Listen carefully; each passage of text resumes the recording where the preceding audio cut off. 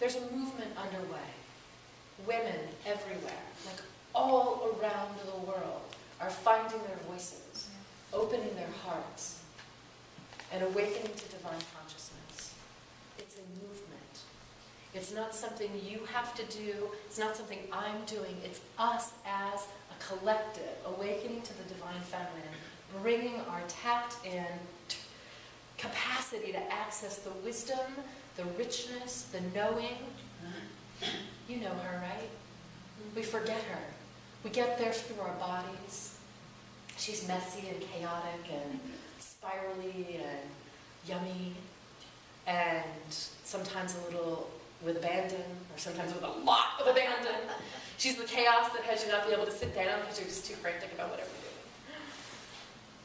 And she's also that loving mother that can hold you through anything.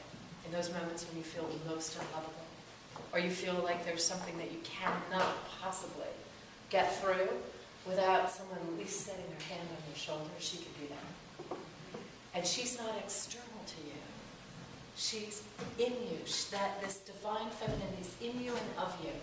And we've been, for thousands of years, forgetting her existence, denying her existence, dismissing her.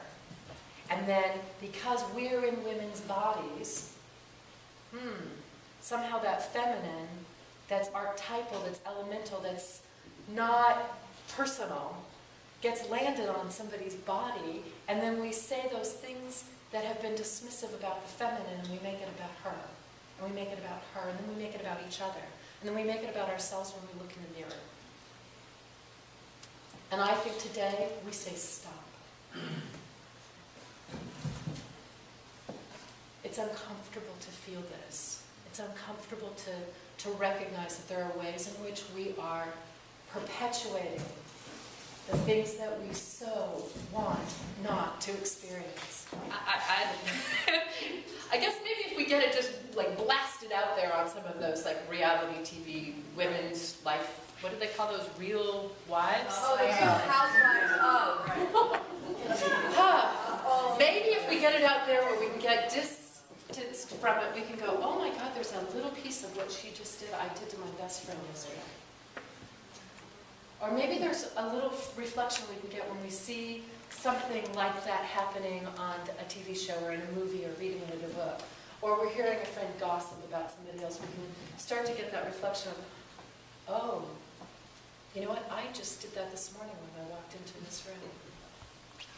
I made an assessment about another woman, either how she was dressed or how her hair was done, or if she was early or on time, or I like her eyes, or she married the guy I wanted to be with, or the guy I wanted to be, I don't know. And those kinds of dismissive and, you know, I'd say judgments, but they're bigger than they're more cutting, right, than judgments. The more we get aware that we're doing it to ourselves when we look in the mirror, we're doing it to one another, and then we're doing it to the feminine that we're wanting so desperately to access. You could be getting to recognize, like, ooh, I am dismissive of the feminine through the women in my life, or I am dismissive of myself, and hence I'm diminishing the feminine. What I caution you is, don't then say, oh, I've been diminishing Sally, so I'm diminishing the feminine, and that's just horrible. No. How about we find a way to access her